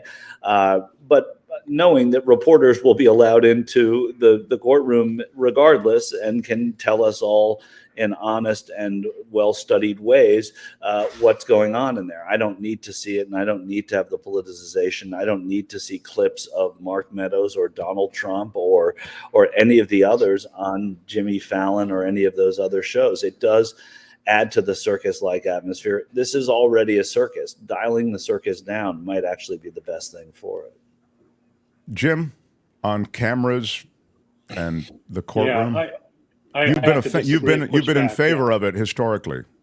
Yeah, I push back on that. I think that in our divided world, the only way we're going to be able to reach some consensus, maybe not a total consensus, but some consensus, is to see Donald Trump sit there or testify, or people testify against him, Republicans testifying against him, is the only way that some, maybe not all, probably not a majority of Republicans are going to get the point. And I think it'll be make a huge difference to independents, that those who are neither pro-Trump nor anti-Trump, dyed in the wool, will see exactly what he did. And there will be no argument that, well, that was the fake news saying that. It's not the fake news. You're seeing it with your own eyes. You're not seeing Fox's interpretation. You're not seeing MSNBC's interpretation. You're seeing the actual courtroom live. That's the point, Jim. The point Jim just made about not fake news is the most salient point here, is to be able to refute that. The other stuff, in general, I would probably, I guess, I've never talked about this with Jim, agree that cameras should be allowed in the courtroom.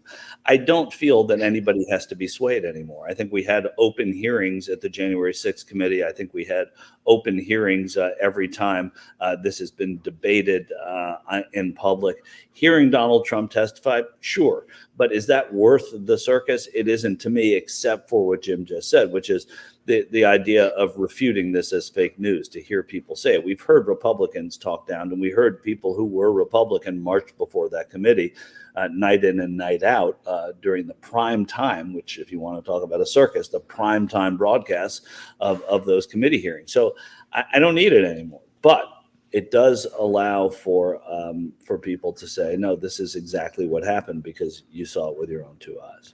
Well, and the only other point that I would make about that, Michael, is that the January 6th hearings, while effective, were political.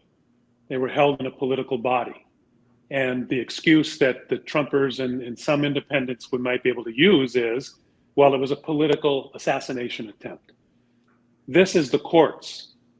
This is our last bastion, hopefully, of hope that of some kind of equal justice and some kind of that's something we trust. And I know that they've been whacking away at the trust of that too, but it remains at least a little bit better than holding it in a political theater. And I think that will make some difference. And I think it will sway some, if not sway, will confirm some independence. Yeah, I guess I just don't fully agree, but there's points you make that I think are right. The cross current of things that are going on in the country right now, I wanted to get you guys to weigh in on it. Here's what I mean. On the one hand, I see the popular support for Trump. I mean, I understand what the polls say, but I'm talking about, people showing up for rallies, et cetera. That seems to be diminishing a bit. I mean, there just seems to be a little bit of a loss of momentum. That's my sense of it. But the media support for Trump and the political support, I'm talking about among the sort of the political stalwarts in Congress, for example, who now want to do, who want to, impeach Joe Biden. There's an increasing chatter about Hunter Biden, et cetera. In other words, trying to just distract, I think, essentially. That seems to be getting louder, and that doesn't seem to be diminishing at minimum. So I see these two cross currents, and I'm wondering your take on that stuff, Michael. Yeah, look, I don't see a great diminishment from the people that care about Donald Trump. I'm going to South Dakota next week to a Trump rally in Rapid City, and I'll see if it's any different than the more recent ones. But I don't suspect it will. The people that like him don't hear the noise. I mean, he himself is out there yesterday saying that it was a rigged election. So the people that will believe that or believe anything he says, they're not going to go anywhere, especially if he doesn't go anywhere on that issue. So he's got them there.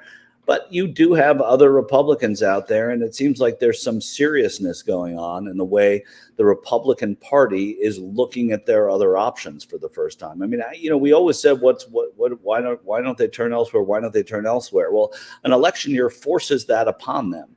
And so now there are 8 people that are candidates on a debate stage, a handful more who didn't make that stage, and more yet, as we've talked about exhaustively in this space, that will run if he doesn't. So, there are options now. So there are places for these people to go, which didn't exist in an official way until now. So I think that changes it a little bit. I saw Eastman also, Jim, by the way, just if you can, I would just point on, those who have been denying the results of the election. I saw Eastman making strong comments about the fact that, there literally was still, it was a fraud of an election is what he was saying. I mean, and I understand he's been indicted and he's also trying, disbarred, et cetera, and he's trying to defend both of those things. But all I'm saying is that there's a full-throated sense of, the election was not legit. There's a lot of that still out there. And as I say, maybe even stronger than before in some corners. Well, in one corner, okay? In one corner of Trump supporters there are. But most of the candidates, even in the Republican Party, did say that that Mike Pence did the right thing, and that was the beginning of it. Was kind of a chip at Donald Trump's solid support. Now they all raised their hand except for a couple of them to say that they would support him if he won the primary. But so that's not totally there with the candidates. And I think you're right, Michael, that in Congress it's a little slow. But I think we're beginning to see stories, we're beginning to see reports of donors having second thoughts, looking for a place to put their money, looking for a place to find a winner. And they've kind of decided that DeSantis is not a winner and neither is Trump. And they're looking around, and there was a big article in the New York Times today, I believe, or it was the Post, about Youngkin again, talking about and thinking about doing it and running the Virginia governor. And that would, of course, please some donors. So I think it is beginning to chip away. You're starting to see some cracks. It's going to take a little bit longer, but I think, look, being indicted and then being indicted 4 separate times for how many crimes? 97 is it or something like that? Counts of crimes? That doesn't do anybody any good. As much bravado as Donald Trump is trying to display, only among his 30% does that have traction. He's raised money off it, a lot of money. I mean, record numbers. But he's also running out of money. Yeah, no, it's true. I mean, his expenses have gone up and his fundraising's gone up. He is hawking. He himself, a former president running for the United States presidency, is hawking T-shirts with his mugshot on them, and to good success. So there are people that are eating this stuff up. There are people who might be doing it for the novelty. But the point is, while he's running out of money, he's also finding ways to profit off of the bad things that are happening to him, which is, has no precedent. This is a guy who's hawked NFTs, those medallions with his family. I mean, there's really his just stakes.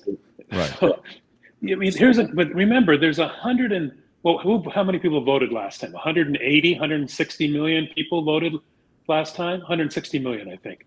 Yeah. Let's see, it was roughly 60 and 60, 150 million. Yeah. 150 million people. So if you get a third of 150 million people, that's a lot of people to buy your T-shirts, but it's not enough to win an election. So he's going to make a lot of money off of these things. As a T-shirt mogul, you're saying he's going to do well. Yeah, but he's not as a presidential candidate. Okay. They are not equivalent. They do not equate. Okay, that is a really great point, because you can read, wow, he's record poll for Trump, but it doesn't necessarily equate. So let me ask both of you then, what will the field look like then? I mean, will there be a Youngkin, or will there be another add to this field beyond the 8 that we saw on that debate stage the other day? I mean, I feel like someone like Brian Kemp, who I've mentioned before, is definitely going to get into this race should Donald Trump be disqualified in any way, or should there just be no momentum behind anybody else. I think Kemp's got the money. He's hinted at it. He's talking about it. He's going up. He's doing the right things for a non-Trump Republican right now, going against Trump, sticking by his Secretary of State, telling his legislature, his Republican legislature in Georgia, not to go after Fani Willis and not to investigate her. All the things that appear bipartisan. Make no mistake, he is a devout conservative and among the most conservative in America. And he also knows a bit about bad elections because of what happened when he was running against Stacey Abrams. But he is somebody who brings with him a lot of Republicans in a state. Let's face it, there are only a few states that matter. That's a state that matters a lot. So Brian Kemp, Jim, you mentioned Youngkin. Yeah, I think he'll be in. I think if Trump continues, his appeal continues to diminish and he becomes vulnerable, then I think we'll start seeing several other candidates. I think Sununu from New Hampshire might even get in at some point. So I think those 3 are my leading candidates of Republicans that would probably join in. I think that Nikki Haley remains viable. And then, of course, one of the real Trumpers will probably the people who are more like Trump might emerge stronger as well. I mean, one of those guys, either, I guess, DeSantis, but certainly Vivek, or maybe even Pence, although he has no traction whatsoever. It's just, he is one of the worst candidates you'll ever see. He's so boring. You can't even, he just goes on and on and on. Yeah, he's not going to be the nominee. I mean, I think we all know he's not going to be the nominee. Yeah. Even if Trump drops out, it wouldn't be because because people sided with Pence in the Trump v. Pence war. It will be because of what Jim just said. Pence is. I mean, there are people who are just not viable, who we know are not viable. But names like Youngkin and Kemp change the equation. But Jim's right. There's going to be somebody who is not a Trumper, or the Trumpers will see something in Glenn Youngkin that they can attach themselves to. Someone is asking about, I'm sorry, can't really watch the chat while I'm talking to these guys, so maybe Albert, you can keep an eye on it if there are any questions that I wanted to integrate into our last couple of minutes with Jim and Michael. But somebody was saying, will some states refuse, here it is, they're asking about Gordon. Gordon asks this question, will some states refuse to put Trump on their ballot? I don't see that. Well, they tried that I think it was Florida. It was just overturned somebody tried it in Florida to take him off the ballot, and the judge ruled against it because they didn't have standing. It's a very difficult hurdle. Be wonderful, but a state you might want to watch here in California, if they get a Secretary of State to do it. But what that's going to mean is a long court battle that'll go on in too long to really affect this election, in my opinion. Well, you remember too, they want to do it. It could become contagious. If one state does propose doing it, several other states will follow suit, unquestionably. But what Jim says is true. It'll take too long to get that done. It's interesting too, the 14th Amendment thing, which is really very much in the zeitgeist for the last couple of weeks. That would also lead to court cases, and you realize how unstable, in some sense, our election system is. It's state by state, right, Michael? I mean, that's why this is it's tricky. Just ask Mike Pence. It's state by state. Yeah, that's how we do it. And it does become tricky. And if they try and take the 14th Amendment, which is part of a national, not a state, a federal document, and they apply that to the states, that will also have its own problems. It's not about to happen. Don't get me wrong, but that's why the greater likelihood is for it to happen in certain states where he isn't put on the ballot. Just don't see it. He'll lose anyway. So, yeah.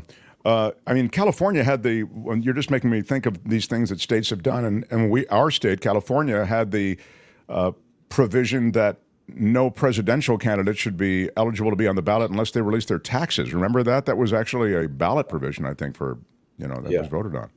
But again, the best way to get rid of Trump, the best way is to have the voters shut him down in a landslide defeat that cannot be disputed, even by him, and he's done.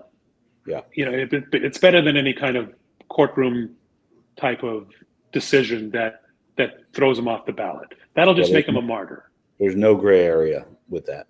Yeah. I guess we're living in that gray area. Yeah, there's always the gray area, right? He was repudiated the last time. Jim did say landslide. So yeah, landslide would help. It's harder and harder to lose in a landslide in America, I think, guys, isn't it? But just because I'm talking about just the way it's set up. I mean, it's almost set up for this kind of crap. True, but Trump is doing his best. And if you alienate all the independents and all the Democrats, and all you have left are the Republican Party is outnumbered in demographics, period, without independents. So if all you had is the Republicans, it's still going to be a landslide. Yeah. So. They're in trouble. So yes, it's harder to get a landslide nowadays because most people are in the middle. But he's lost that middle. Yeah. And now to quickly Mitch McConnell, because I think the connective tissue between Mitch McConnell's moment and Joe Biden and the ding on Joe Biden, which I don't really think is super legit. I mean, the way it's being played that, Joe Biden is some comatose guy and all the decisions. I just saw him making the announcement about the negotiation on drug prices, and I thought the guy seems okay. I don't know. I mean, it's really overplayed, but Mitch McConnell clearly is not okay. Yeah, Mitch McConnell and Dianne Feinstein are in the same category, in my opinion. They both should step down. If Joe Biden goes to the microphone tomorrow and can't speak for 20 seconds and is in a freeze, then there's got to be some serious questions asked. But him stumbling over a sandbag at a microphone is not reason to kick him off. He's got to do that voluntarily because he wants to do it for the good of the nation. I don't think anything has been bad enough to where we should be pushing for him to step down. And the Senate, just point of fact, the Senate's been out. They come back in on Tuesday. And so far, no Republicans have said that they want to have, a vote on removing him as speaker. They also can have a conference about it separate, so they can vote to have a conference. But they can't do that until they're all there. They're all in their districts now. So things may change a lot next week into how they look at this. They're walking on on eggshells there a little bit because they have to, and they like Mitch and he is their leader. But it takes a little while for these things to happen, and I think it starts happening next week. Last minute, I promise I'll end on something positive, but I do want to ask you about this. There's this sense, and again, it's driven by certain media, alternative media and the like, but I look at Karen, says his Proud Boy, whatever Nazi group will go ballistic on everyone. Those guys carry, and it's dangerous. There's a sense of, this is a weird week because the Proud Boys were obviously taken down with a sentence that you can, dispute wasn't severe enough, but it's still pretty heavy. It's 17 years away or whatever. And then you also have this growing sense that there is a bunch of this paramilitary stuff out there, armed militias and groups that do represent a threat to the country, I think, in a greater way than we've ever seen before. So I wonder if you can sort that out, and how worried should we be about that through the election process? Jim? We have the tanks. We have the F-15s.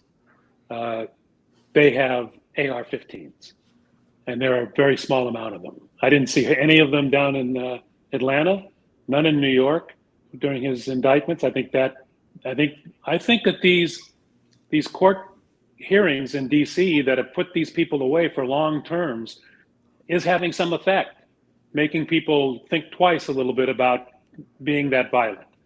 Will there be lone wolves? Yes, I believe that we'll have some issues that the FBI is going to have to take care of. But a mass insurrection, I don't see it. I don't see a civil war anymore. I think that danger is past. I agree. Look, this danger's always been here. In the early 90s, when Donald Trump was working his way out of a bankruptcy, they bombed a federal building in Oklahoma. There's always been, whether it's lone wolfy or not, there's always been this threat. It was enabled by this president, as so much was enabled by him. But I think the court has, as Jim said, has made a difference. I think, and September, by the way, is going to be the most sentencings in the day after day after day after day. There are going to be sentencings from January 6th. So the message has been sent home. It's not going to work on everybody, but I think in terms of a mass insurrection, I agree 100%. I don't think we are a mass insurrection country. I think we're a lone wolf country. Too many people want to see, the NCAA football season. Too many people really, there is, I think, just a character about this nation, the texture of the country is not informed right now anyway by that kind of mass insurrection. But you can still intimidate people and still, scare the hell out of the electorate. So I think it's still a concern. Now, I want to ask you, country that can get 92,000 people to a volleyball game, anything is possible. Yeah, that's true. Okay. Hey, Michael and Jim, I was encouraged by the fact that there was an announcement, and it was in the news cycle briefly for just a day, the negotiation on drug prices. It was a huge thing. It was talked about. It's talked about every effing election cycle. Trump talked about it. We're going to negotiate this down. And he signed some completely empty executive order saying that there were going to be drug prices negotiated down. But finally, this is part of Biden's compromised bill, but he did stick to this and got these 10 drugs on the list of things that were negotiated and are going to be negotiated with Medicare. Yeah, and progressives always want 100%. They hate incrementalism, but Joe Biden is an incrementalist, and the United States Congress is an incrementalist body. The presidency is generally incrementalist. So this was progress, no question. Yeah, and it makes a big difference. This is something we should be talking about, and unfortunately, we get too wrapped up, and I include myself in this, in the horse race stuff, and the bright shiny objects. This is something that's going to make a difference in people's lives. This is something that the Democrats can campaign on, and is going to make a big difference getting out their voters, and it's going to hurt, and it's going to help them in Florida and places like that where there are lots of seniors. We've written off Florida, but if the Republicans come out against this and the Democrats are for it, that's going to carry some weight in some of those states. So, and Arizona, which is important. A swing state. Yeah, Arizona's a swing state. So. Yeah. Well, it's amazing to me. It's amazing to me also, and I promise I know we're way late, but it's amazing to me also. I mean, really, it's extraordinary to me that Ron DeSantis is turning down $350 million worth of aid, of federal aid, to all those people whose homes were destroyed or had destruction of one sort or another as a result of this hurricane. He's turned it down, and that's just part of it. He's also turned down federal subsidies for a bunch of other stuff, alternative energy, solar, et cetera. And, like you could buy a new stove and they'll write you a check for that to reimburse you. You're essentially playing the politics of this without really caring about your constituency. It's blind politics. It's bad to me. That's bad politics. So. No. I don't know how he wins. How he wins on that at all. I don't get that. Yeah. In the old days of the show, this is where we would talk about the U.S. Open, Mark. We don't have time, I know, but people should be watching. It's an amazing tournament this year, and it's some insane tennis, and they're doing it through the wafting marijuana smell that apparently is leaking into the various courts, which is the official smell of New York. Michael, Jim, smokers at? There you go. They're at the U.S. Open. The only way to watch. Love that you spent some time with us. Thanks, guys. I really do appreciate it. All right. Jim, Michael, see you. Thanks so much.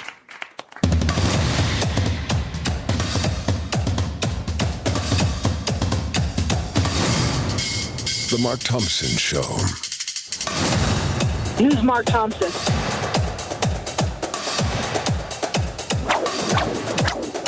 Feels great. When they raided Mar-a-Lago, God didn't like that. Love those guys. Love that you're all here on this Friday. If you missed the beginning of the show, quick mention that we are off. Monday will be dark for Labor Day, so there'll be no show Monday, but we'll be back on Tuesday. What? Kim's News is next, and then Michael Snyder, the Culture Blaster. I ask you and remind you the way YouTube works. Thumbs up always helps, so smash that like button. Smash it with your iron rod. Yeah, hit it hard, Smash baby. it with your iron rod. Smash the like button, and it's free, and it helps the show in some, I don't know, algorithm thing that YouTube does. So I appreciate that. Kim, are you ready for your news? I am indeed. All right. Thank you for your patience. That was a really good conversation with those guys. So I love those guys. They're the best. They really are special. And they give generously of their time. All right, Kim's News and the Culture Blaster, Michael Snyder. Next, Mark Thompson Show. The Mark Thompson Show.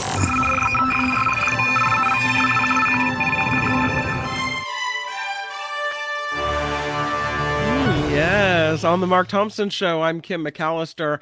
President Biden is headed to Florida to meet with Governor Ron DeSantis on Saturday.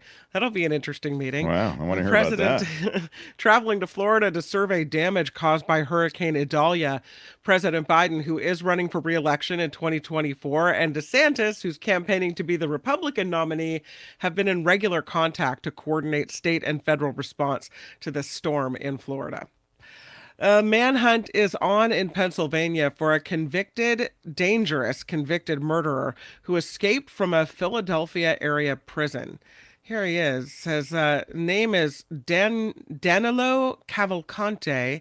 He is 34 years old, and authorities say he escaped from the Chester County Prison just 2 weeks after he got a life sentence for stabbing his ex-girlfriend 38 times.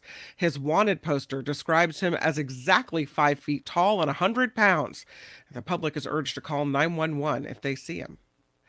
A resolution titled Preserving the Opportunity for Athletes has been passed by the Alaska Board of Education. The resolution bans transgender athletes from participating in girls' high school sports, claiming safety issues and unfair competition. Alaska becomes the 20th state to pass such a resolution. Pictured here, Alaska Governor Dunleavy, who appointed the board, who passed the resolution. There is a 98-year-old former Nazi concentration camp guard that is going to be tried in a juvenile court in Germany.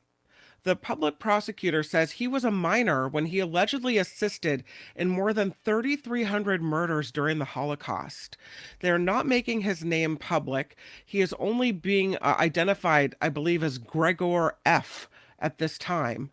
But he will be on trial in a juvenile court, 98 years old right now. So, in other news, the company who secretly bought land around the Travis Air Force Base in Fairfield is now saying they would like to make a whole new city in Solano County.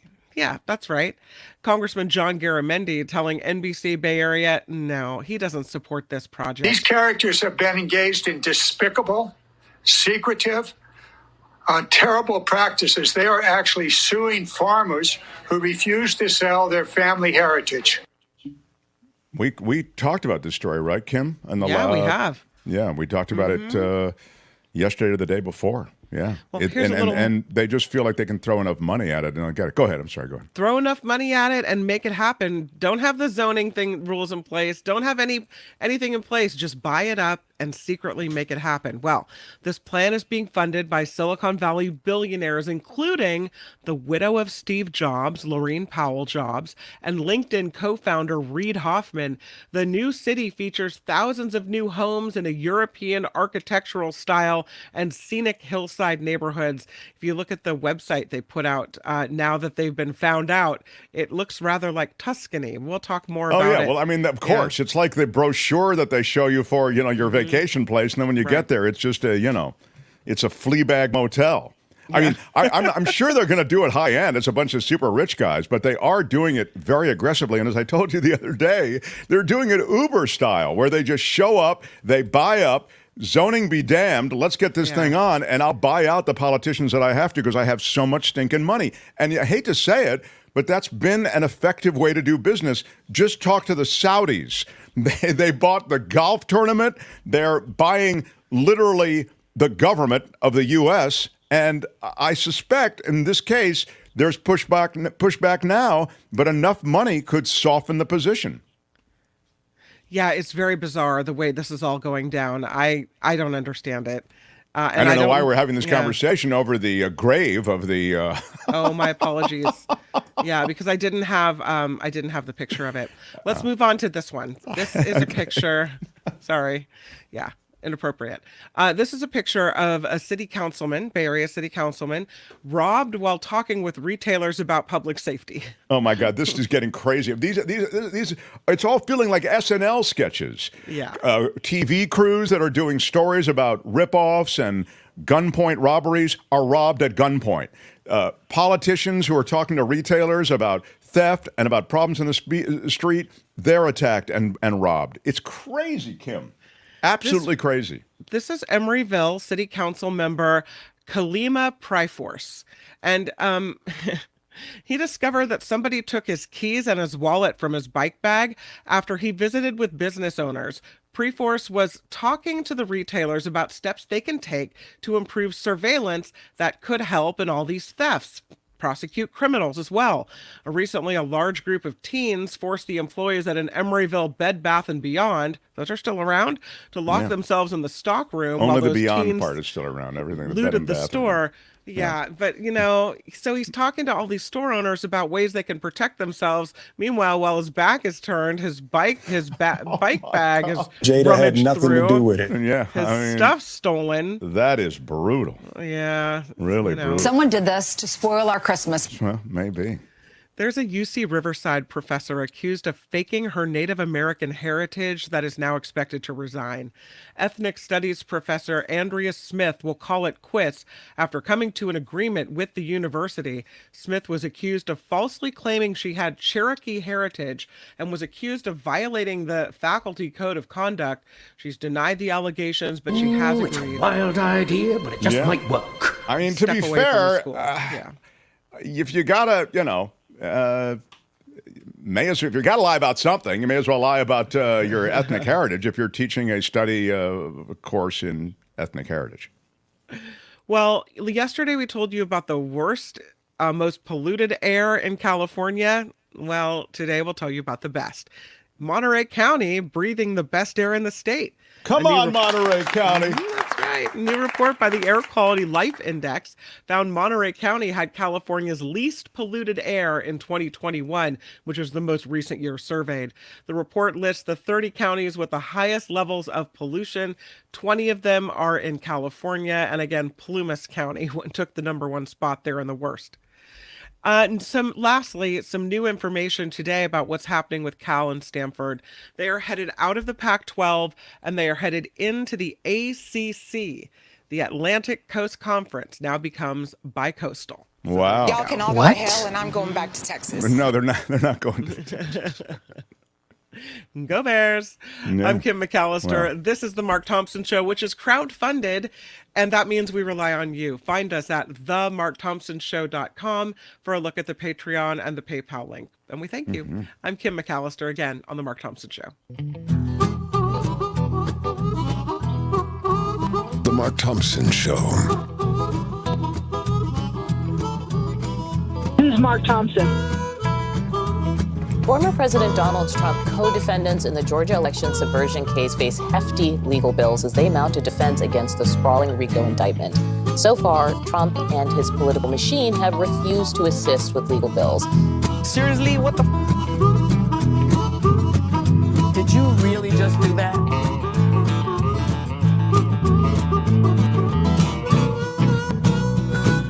Why are you yelling? I did everything right and they indicted me. I got indicted 4 times. I come from regular stock.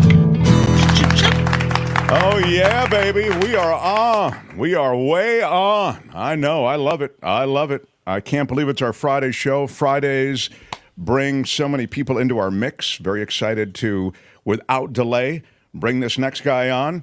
He is known across social media as the culture blaster when it comes to music, when it comes to movies, when it comes to superhero movies or these subtitle movies out of Korea or whatever. There's no artistic endeavor too obscure for the great culture blaster.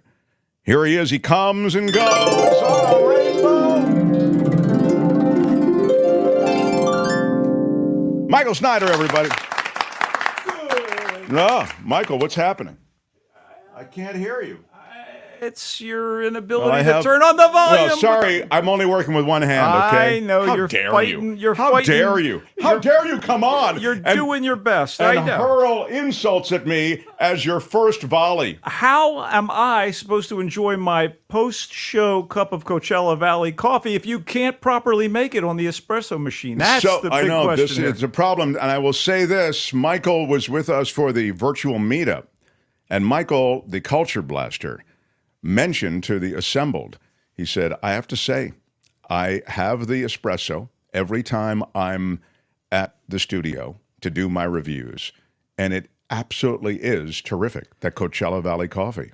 You needn't put words into my mouth because, in fact, I will say right here and now, complex flavors, notes of chocolate, notes of Yes. I can't even, fruity flavors. Can you let him finish, sir? Yeah, I have I'm never sorry, I had should've a let him better finish. cup of You're coffee right. than Yeah. Coachella Valley coffee as prepared by the currently injured Mark Thompson. How about that prison sentence dropped on the Proud Boys leader for his actions during the January 6th Capitol riot? Oh, my God. You know what they say?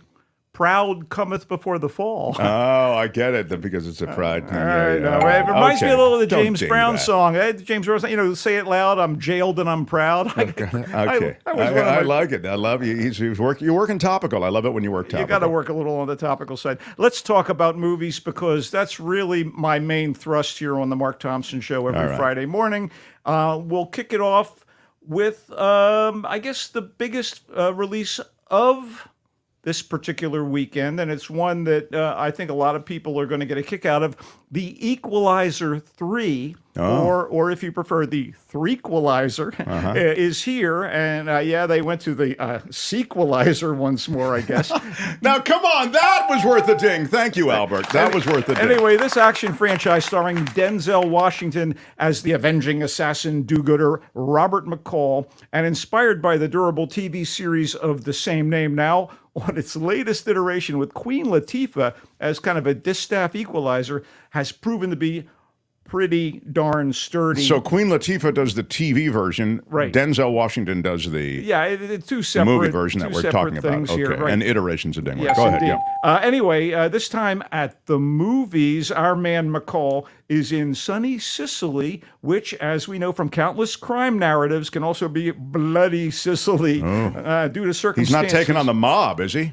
Hang on. All right. Due to circumstances that developed during his chosen mission, because he chooses to do things. Oh, he chooses his mission. He's an avenging assassin. Yeah. McCall finds himself recuperating in a charming little coastal town near Naples, and damned if the old war horse doesn't fall in love with the place, which pushes him to go up against the Neapolitan mobsters. Oh, because it's being run by dirty mob They're people. terrorizing the locals. They're oppressing them with the classic mafia protection racket. Wow. Let's this just say... Is Joe Box? Joe Box and Little Anthony. Yeah, they might be there, actually. in this Dude, one. McCall goes borderline John Wicked on the gangsters, Yep. whose drug dealings and payoffs end up having far beyond regional impact. So, brutal violence erupts, much of which is dealt by McCall, not with the speed and kind of cartoonish flair of John Wick, but trust me, bodies do mount up. Plus, the scope of the mob's drug enterprise brings a group of CIA operatives into the picture, and they include a relatively green agent who is singled out as a contact by McCall, and she's played by Dakota Fanning. Wow. I know, the one-time child star, now solid as a businesslike adult. I guess in contrast to her cutie pie younger sister, Elle Fanning, who I don't know, I adore in the period comedy series The Great, which I encourage people to seek out. Anyway, Dakota's quite good here. The settings are scenic, and the shootings, knifings, punch-ups, and more are well choreographed and lensed with precision by that accomplished maker of thrillers, Antoine Fuqua, who, by the way, came to prominence directing Denzel's signature film Training Day, as well as both previous Equalizer movies. And Denzel is still the man as McCall, even as the years begin to catch up to him and catch up to the character. Scripted by Richard Wenk, The Equalizer 3 is lean and mean. It breaks no new ground, but it plays well and delivers the goods on the big screen, which is where you'll find it for now. Wow, It's in Michael theaters. likes the Sequelizer. He likes the movie. I thought you were going to pan it. No. Look, it's not bad, you say. No, it is popcorn munching fun. All right, that's why you're the critic. I was not disappointed. Okay, we need to be disappointed at least once or twice. Oh, great. Every Bring it segment. on. Bring it on. Although I had great expectations considering some of the talent involved, the good mother was a disappointment. It's a scattered and flailing and kind of frustratingly inconclusive mishmash of drama and crime thriller with three good actors, nay, sometimes great actors, burdened by a script that seems to be unsure of where to go and how to get there. The actors at the center of this, Oscar winner Hilary Swank, Olivia Cooke, and Jack Rayner, can't help but bring their respective A games to this C-level project, as in the letter C, as in an average grade. Swank is Marissa, a hard-drinking Albany, New York journalist and single mom whose estranged, druggy son is murdered, compelling her to team up with his pregnant girlfriend to try and find out who killed him. Paige, the Prego, is played by Cooke.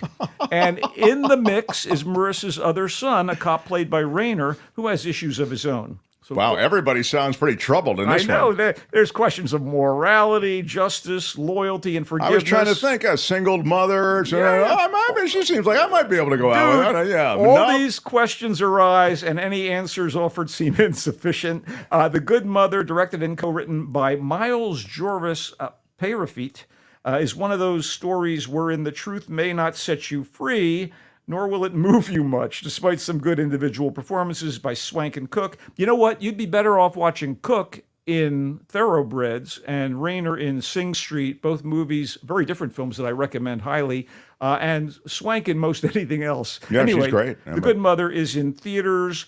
But you're saying it wasn't necessarily performances that were bad here. It was just that you felt the story and the script don't hold up. Okay. It ambles. It goes into ambles is a ding word. Blind alleys. I don't know. Okay. So released alongside the cheerfully violent neo-feminist teen comedy Bottoms, Perpetrator takes a gorier horror movie approach to issues of female subjugation and emancipation. Subjugation and emancipation is a ding word, too. Okay. Emancipation is one of the things that we embrace here in America, please. Screenwriter and director Jennifer Reeder has fashioned a surreal, darkly funny, and occasionally gut-churning dive into blood, gender wars, and myth-making that suggests what women may have to do to survive against certain odds. So her teenage heroine, one Jonquil Johnny Baptiste, is a nihilistic petty thief. Nihilistic. Played with snark and gusto by Kia McKernan. Johnny is sent by her seemingly disturbed single dad to live with her severe and willfully strange Aunt Hildy, who is played by, and here's a cool Bay Area angle, San Francisco native and 90s teen icon Alicia Silverstone. Oh, wow. Of Clueless and Batman and Robin, etc. Sure. Okay, so now Silverstone is Aunt Hildy, looking quite well preserved for a maiden auntie. Although she's a bit of a pill, Hildy insists on celebrating Johnny's 18th birthday with a rather unusual cake and the pronouncement that her niece is about to channel some serious inherited supernatural powers on the landmark occasion, which turns out to be a good thing since a number of Johnny's female classmates at her sketchy new high school have gone missing. So Johnny's growing abilities, which seem to channel her emotions, especially anger and empathy, may be necessary to counter the fiendish and quite horrific plans of the perp behind the disappearances. McKernan, Silverstone, and the rest of the cast give their all to the madness in play, and it works. Perpetrator is bizarre and smart and inventive stuff with fresh imagery and these really sly tonal shifts that stuck with me days after I watched it. Filmmaker Reeder is a talent to be reckoned with, and I'm eager to see what she does next. Perpetrator is in theaters, but it's also available for streaming on the scary movie service Shudder. Oh, that's wild. But this is a scary movie. It is a horror movie. There's a lot of blood and gore, but it's not as much like stabbing and shooting as, you know, The Equalizer 3. There's some horror. Oh, my God. Anyway, okay, wait. This is the shocker. Maybe the best movie this week that I saw, and it's been out for a few days. Get ready. As much as I appreciate a handful of performances by Adam Sandler, which are generally dramatic roles or ensemble pieces, and they're usually written and directed by filmmakers of note, I am often singularly unimpressed by his parade of bonehead comedies that stand or fall on the strength or failings of his aggressively lowbrow comic side. But I want to give credit where credit is due. It's unbelievably offensive. Yeah. Well, some of the stuff can be offensive. So you are so not invited to my bat mitzvah. Oh, yeah. The latest Sandler production for Netflix is actually a treat to watch. Really? True to its title, You Are So Not Invited to My Bat Mitzvah leans into Sandler's Jewishness and a recent tendency he has toward nepotism in his movies. I mean, nepotism's a dang word. It features one of his daughters, Sonny Sandler, in the pivotal role of bat mitzvah girl Stacy Friedman, his other daughter, Sadie Sandler, as Stacy's older sister, Ronnie, his wife, Jackie, as the mother of Stacy's BFF, Lydia, and Happy Gilmore, Billy Madison, Waterboy himself, as Danny Friedman, a good-natured father to Stacy and Ronnie, and the husband to Bree Friedman, who, by the way, is played by the always effervescent Idina Menzel, star of Broadway and film. Of course. So, Adele Azim. for the record, we get restrained Sandler here. It's probably to keep the spotlight on the kids in keeping with the script for You Are So Not Invited to My Bat Mitzvah, which was adapted by Alison Peck and Fiona Rosenblum from Rosenblum's popular book of the same name, and directed with verve by Sammy Cohen. Verve is a ding word. Sammy Cohen sounds like an old Jewish songwriter from the 30s. Hey, it's Sammy Cohen. No, Sammy, Verve, please. Sammi. She's a female. Oh, so this is a very interesting group, actually. So whatever the reason Sandler's under control, it came together. This is a very well-made bit of family entertainment in the spirit of John Hughes's 16 Candles, with a bit of Are You There, God? It's Me, Margaret, and other heartfelt coming-of-age comedies. Since it's the 13th year in the lives of Stacy, her best friend Lydia, and their peers in the well-to-do area where they live, the Jewish kids are all having bar and bat mitzvahs under the direction of unconventional Rabbi Rebecca, played by SNL's current and, to me, hilarious wild card Sarah Sherman, who steals every scene she's in. Each kid wants his or her mitzvah bash to top the previous one. Stacy's no exception. She also wants to be accepted by the cool middle school clique and have the cutest guy in her class be her boyfriend. And when she and Lydia have a falling out over the boy in question, a series of digital volleys drive the girls farther apart. It's funny and sweet, and it rings true in its depiction of adolescent relationships with all the affection and the friction and the angst that implies. And with its focus on the kids, the smaller doses of the adults who fret over them go down easy. So Sherman, Menzel, Luis Guzman plays Lydia's dad. He's kind of no, that's funny. Fun to see here. A group of familiar female character actors are synagogue yentas. And, of course, you get Adam Sandler and all her welcome presences, but none of it would fly without likable, relatable, realistic performances by Sonny Sandler as Stacy and another find, Samantha Lorraine as Lydia. You can call Sonny a Nepo baby at your own peril. As the Sandman's daughter, she was born on third base, for sure, but she hit a home run here. Oh, I love how you brought it home with the, Okay, so third base home run. By the way, yenta is a ding word, Albert. Well, it's a Yiddish ding word. Right, then whatever. You are so not invited to my bat mitzvah is available in some theaters, but you know what? It's on Netflix, baby. Yeah, it's a streamer, huh? I watched it a couple days ago, and I thought it was pretty good. That Jewish rabbi is hilarious. Love her. Right, that's Sarah Sherman. Yeah. If you don't know her from SNL, she is a panic. She will do anything, no matter how gross or crazy, and that's to her credit. Oh, that's cool. I was surprised at what good actresses the Sandler girls are. I don't think they've ever been really in anything like this before in such big roles, and they were great. And now, as Sonny runs with it, she gets the. There's never been anything like this. I was shocked. Let me tell you, I was shocked at how much I enjoyed this.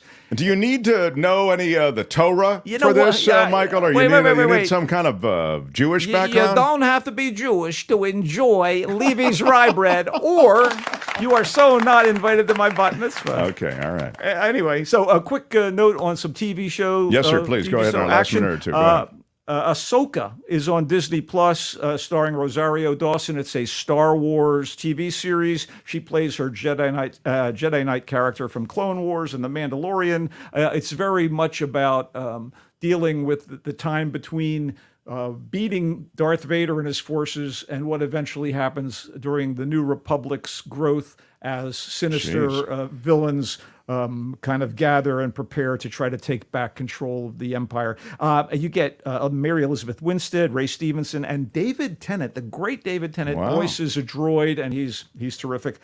Plus, I really must point out a couple other really good shows I'm watching. Harlan Coben's Shelter on Prime Video is a miniseries adaptation of his young adult novel about missing children, sinister forces, and Nazis. It's very addictive. Wow. And finally, guess what started today? Dropped its 5th and final season on Netflix. Disenchantment, Matt Groening's Magical Realm animated sitcom. With the feisty Princess Bean, the Elfin Elfo, and Lucy the Demon. I have enjoyed the first 4 seasons of this. It's not Futurama, it's not The Simpsons, but it's got that kind of offbeat humor. And so I say yay to Disenchantment, and that's about it. I love it. So You Are Not Invited to My Bat Mitzvah was also reviewed by the Culture Blaster. He really liked it. He liked a lot of things, and Kim really liked it. She popped in to say really loved it. So that sounds like it might be and good for the whole family. The entire family, and Sonny Sandler has skills, baby. They may be inherited, but you know she's wonderful as the central figure. So it's Sonny Sandler and Sandy Sandler and Sammy Sandler? Is that how he named them? How did he name his kids? It's Sonny Sandler. Who's the other one? Sandler. The other one. Sandy Sandler? No. There's another one. No, she's Stacy Friedman. It's Sadie Sandler. Sadie Sandler. There it is. Okay. Thank you. Well, good. I'm glad the Sandlers came up with, they finally hit some pay dirt. Yeah, you know, every time he shoves them into a movie, I'm like, oh, really? And finally, it comes together. Good for them. Perpetrator is the film that's a horror movie, but you really liked it. Smart and moody, and that's the Alicia Silverstone. Well, she plays Aunt Hildy, but yeah, but that's when she's in it. She's a significant character, but she's not the central figure. Okay, and The Good Mother, Michael Felt with that star-studded cast led by Hilary Swank. The cast was fine, but the film sort of misses. It's the not-so-good mother, if you will. As it turns out, the film is not so good, even though the mother is apparently good. And The Equalizer 3. Now, you don't have to have seen Equalizer 1 and 2. I will say that those people who have seen at least the second one, there are a couple payoffs, but they're not important. I didn't remember what the connections were, and I just completely... I went with the flow, baby, and the flow was pretty bloody. You really liked it. There's a level of passion that I've never seen. Well, I think I've seen it before, but I thought it was nonetheless impressive. I didn't think you'd like The Equalizer 3, and the fact that you do intrigues me. So that's the way we see it. Any comments on Giants and Niners? The mighty Giants are struggling to get a hold of that third wild card spot, and maybe even leapfrog the Chicago Cubs, with whom they have, I think, some coming battles before the season's out. And good God, am I thrilled at Kyle Harrison, the young kid they brought up from AAA. And the other rookies, Patrick Bailey plays like he's been in the game for a decade. I can't believe we found such a terrific catcher in the wake of Buster Posey. And he seems unfazed, and he calls a great game. And, of course, let's not forget, Yaz is back, baby. How about that? Albert was talking about that. Mike Yastrzemski's back. The guy's got baseball in his blood. Was it who had a great outing recently, though? I know we've kind of struggled lately, but didn't from pitching, I thought. Alex Cobb, baby. Cobb, exactly. Yes, Cobb had a great. He came within one batter of a no-hitter, right? Yes, he cobbled together a great performance. Oh, my God. All right. Yes, I'm very unhappy with everything I'm curious. How dare you, Michael? He comes and goes. He stayed too long this time.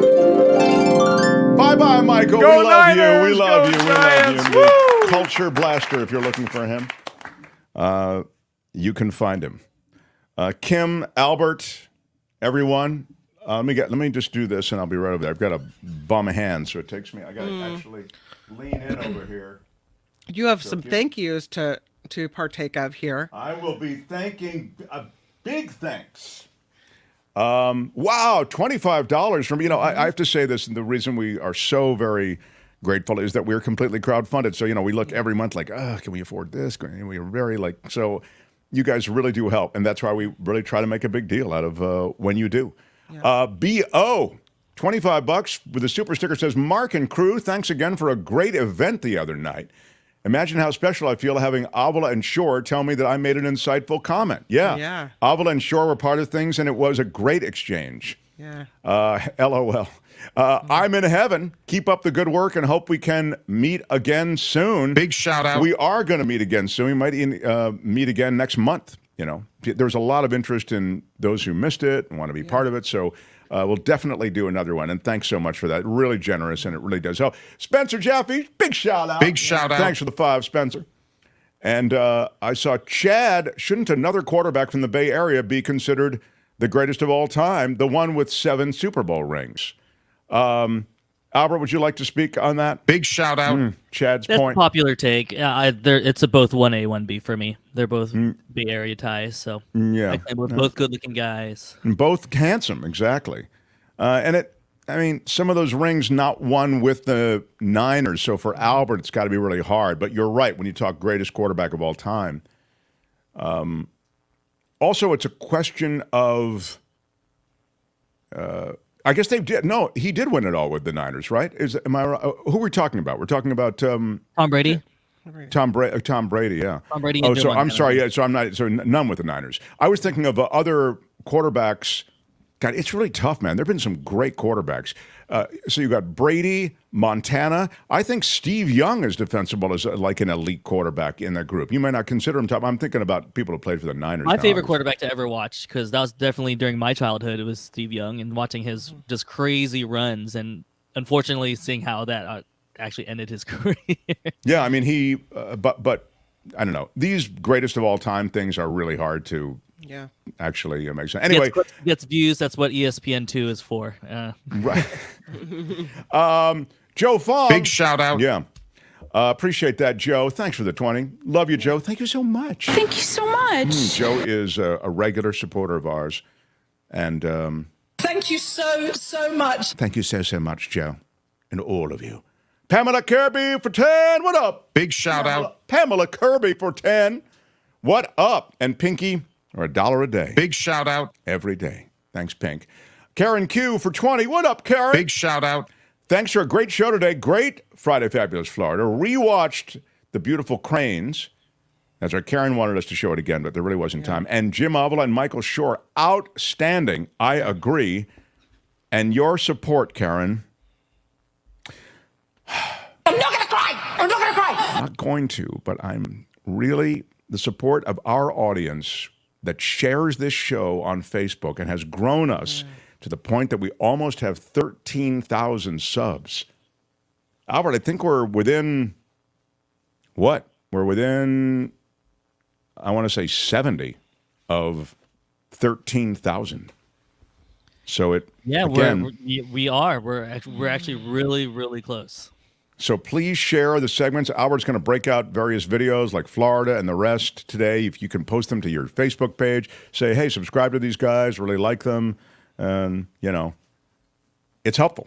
And there's been a lot of support. I'm not gonna cry. I'm not gonna cry. Yeah, but I would almost cry over the support. Now, I wish we could continue all weekend. Me too. I wish we could spend the Labor Day weekend together, everybody. It would be fun. Yeah. Can't. Kim, wouldn't you like that? Kim, how are you? I did. I will. It'll be nice to take a couple days off to not have to ban people like I did today again. You had to ban people again today? Yeah, I did. Oh my God, Kim is very tough, everybody. Sorry, not sorry. Albert, did you see who she banned? I did. I just saw it right now. I'm not Did sure you, what they said, but maybe they were arguing about the greatest quarterbacks of all time. Maybe that was what was. Oh, I see. She was so offended by. You thought it was legit, though, the banning? I always like to get a second opinion. I haven't seen. We don't need a second opinion. Hey, the after party live starts. We'll do it live. I can download it and we'll do it live. Yes. Bye-bye. Yeah. We'll do it live. I can download it and we'll do it live. I love a live after party. Bye-bye. Until Tuesday. Bye-bye. Have a good weekend.